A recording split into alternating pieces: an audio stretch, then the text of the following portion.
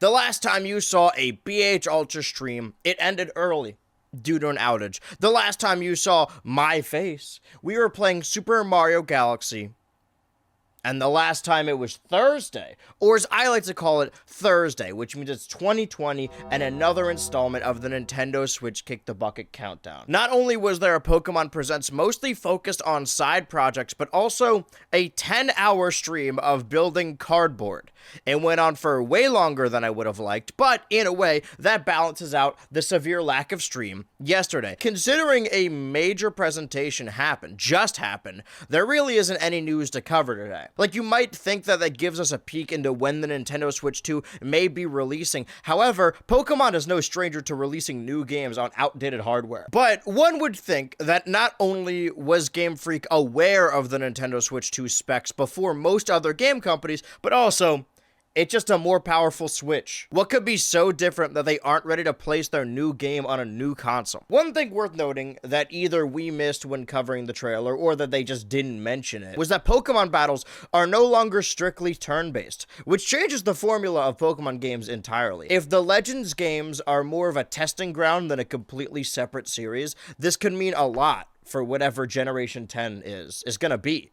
Likely the first Pokemon game on the Nintendo Switch 2.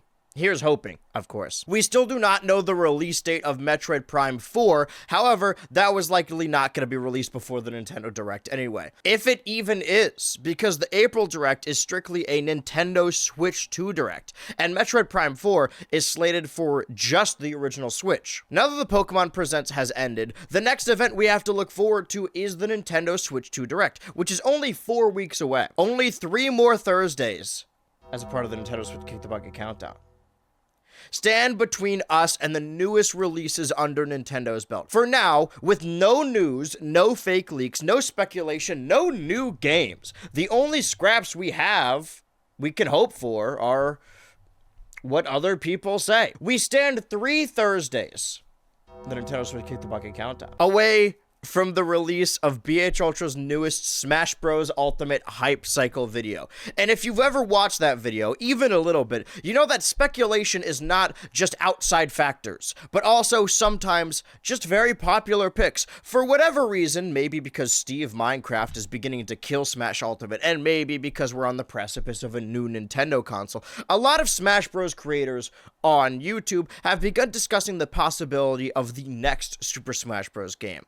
And a new Super Smash Bros. Game means new Super Smash Bros. Characters. P-Jiggles, the creator hell-bent on overtaking my spot as the creator of the longest Super Smash Bros. Video on YouTube, said the likes of Gino, Noah, and quote from Cave Story. Noah, of course, is from Xenoblade, had already come up in our one bogus Super Smash Bros. Leak. We're really in the thick of it right now. I can't believe I miss the fake leaks. It was so much fun when it comes to speculation. Creator Nintendan brought up the likes of Shadow the Hedgehog and Waluigi, another character already present on our 2025 chart. My good personal friend Blastbox, met in 2020, maybe? Made a video about stages where they postulate about a Puyo Puyo character. And I'm just gonna go with Arl, since that's the safest bet. And last of all, Honest Content earlier this week said... This isn't even all of them, by the way. This is just one video. This is the list of characters. Sans, Gino, again, Paper Mario, again, Captain Toad, Waluigi, again, Dixie Kong, Tom Nook, Skull Kid, Shadow the Hedgehog, again, Isaac Goldenson, Chibi Robo, Crystal, Slippy, Leon S. Kennedy, Gordon Freeman, and Conquer the Squirrel. Which makes our bogus Super Smash Bros. Character sheet look like this as of March 6th. That is not the news. That was not news at all. None of this is new information. Our character chart was looking a little slim, looking a little glim, looking a little glum, looking a little bum. I just added all of these characters. None of them have any more shot to get in the game than others, but I like looking at them. I like the concept that Sans could be his full character. I think Gino is potentially the most likely. I try to keep it to scale. I'm glad the likes of Skull Kid and Isaac Goldenson are back, even Crystal, characters that have been present in speculation since multiple Smash games ago. But now, that was the news for today.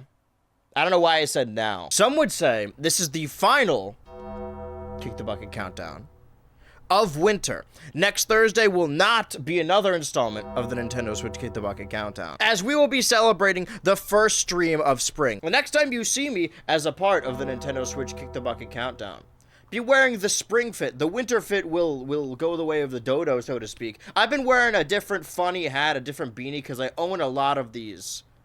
Every week when I do these segments, and come spring, my favorite season, not spring, but come spring specifically, call me a robot the way I become in springs. Have you ever heard the old adage, nothing ever happens? Sometimes there are weeks when everything happens, and sometimes there are weeks where nothing happens. It seems the general public is more concerned with the real world issues than they are covering the news that actually matters. How dare they? So yet again, we have no news to report on today. I guess there was a patent leak that said the Nintendo Switch 2 may have a voice chat feature, but I doubt it. The fact of the matter is we will all be very busy next Thursday, and then we go back to the Nintendo Switch Kick the Bucket countdown, and then the week of news, so to speak. I'm talking BHultra video on Sunday, stream podcast premiere on Monday, followed up by the Adult Swim April Fool's broadcast that night. Then it's genuine April Fool's Day.